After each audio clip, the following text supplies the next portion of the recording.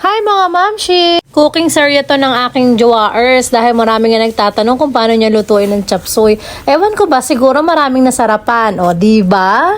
Syempre, ito nga galunggong, ang tamang-tamang partner ng chop suey.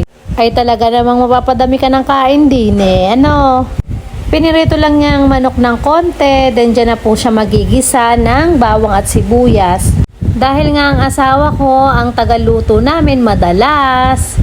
Kaya naman ako ang taga-video niya at taga-voice over niya. Nako, mga mamshi, ito ang trabaho ko. Mag-edit ng kanyang niluluto.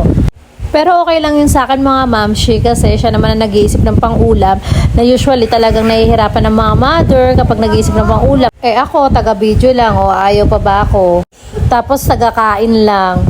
Kasi talaga namang napakahirap mag-isip ng ulam pang araw-araw. Yun na ata ang madalas na problema natin bukod sa mahal ang bilihin, yun na ang pangunahing problema, ang mag-isip ng ulam araw-araw. At dahil napakaswerte ko nga, asawa ko ang madalas nag-iisip ng pang-ulam. Sundin nyo lang yung napanood niya sa video, ganyan lang ang ginagawa niya pagluluto sa chop suey. After maluto ng sibuyas at bawang or after niya maigisa, pinagsama-sama niya at pinaghalo-halo niya mga ito.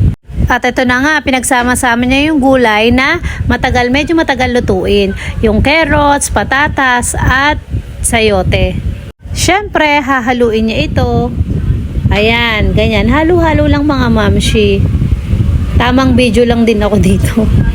At sa puntong ito, isusunod na nga niya yung Baguio beans from Baguio. At syempre, uulitin lang din niya. Haluin lang niya. Ganon.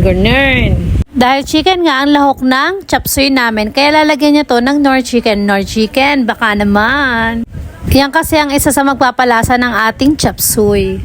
At dito na rin tinunaw ng asawa ko ang Nor chicken. By the way mga mamshi, kulang lang to ng cauliflower. At ang isa pang nawawala dito ay yung broccoli. Pero sa totoo lang mga mamshi, kahit kulang to, masarap talaga siya. Para sa akin na, para sa amin. Ayan, ganyan, hinahalo-halo lang din niya ulit. Then, hindi mawawala sa amin ang paminta. Kasi yan talaga ang aming paminta is life. At syempre, isusunod na natin ang bell pepper. Ang bell pepper na color green at color red. Para magandang tingnan ang chop suey natin at kaaya-aya na utal pa ako sa chop suey ha. Nilagyan din niya ito ng water. Ayan, depende sa inyo kung gaano kadaming water ang ilalagay nyo. Kasi gusto namin sa chop suey is may konting sabaw. Tapos, nilagyan din niya ng celery. Kasi, pampalasa nga daw yan. Basta, hinahayaan ko na lang siya mga mamshi kasi masarap naman talaga. Pero mga mamshi, mas masarap dito. May chicken liver ha. Pwede nyo itong lagyan kaso bawal nga sa asawa ko. Kaya, hindi na namin nilagyan. Ito talaga ang secret niya. Nilalagyan niya talaga ng condense para masarap.